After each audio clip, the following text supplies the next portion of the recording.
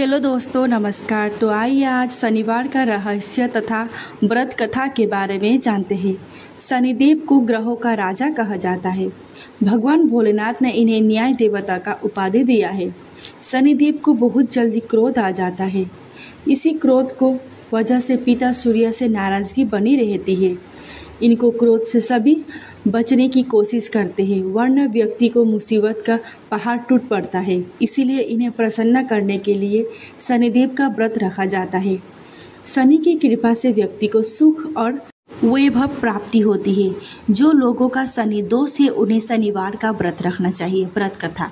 एक बार सभी 9 ग्रहों सूर्य, चंद्र, मंगल, बुध, बृहस्पति, शुक्र, शनि, राहु, केतु में बहस हो गई, कौन सबसे बड़ा है। आपस में लड़ने के बाद सभी देवराज इंद्र के पास गए।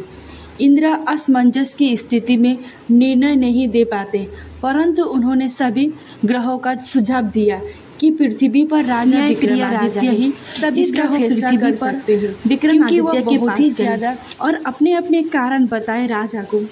समस्या सुनकर बहुत परेशान हो गए। उनका चिंतित होना ही लाजिम था, क्योंकि जिसको भी छोटा बताए वह गुस्सा कर जाएगा। राजा को काफ़ी सोच विचार के बाद उन्हें एक उपाय सुझाव आया और उन्होंने स्वर्ण, रजत, कांस्य, पीतल, सोसा, रंग, जस्ता, अरंभक और लोहे से 9 सिंहासन का निर्माण करवाया। उन्हें उपयुक्त कर्म में रख दिया गया।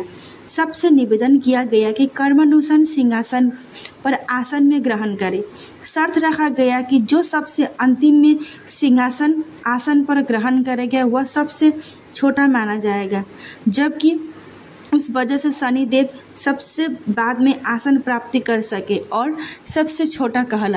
क्रोध के आवेश में आकर शनिदेव ने सोचा कि राजा ने यह सब जानबूझकर किया है।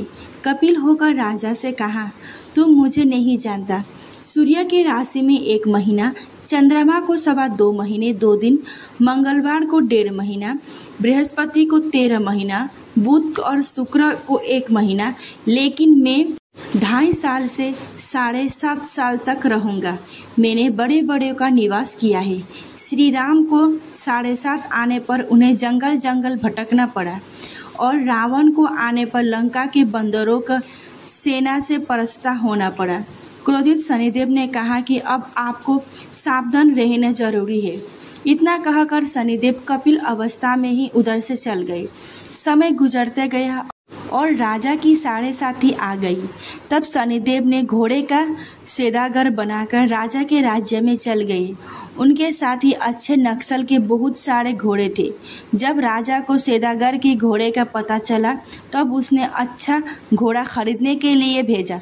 तब उन्हें कई अच्छे घोड़े खरीदा।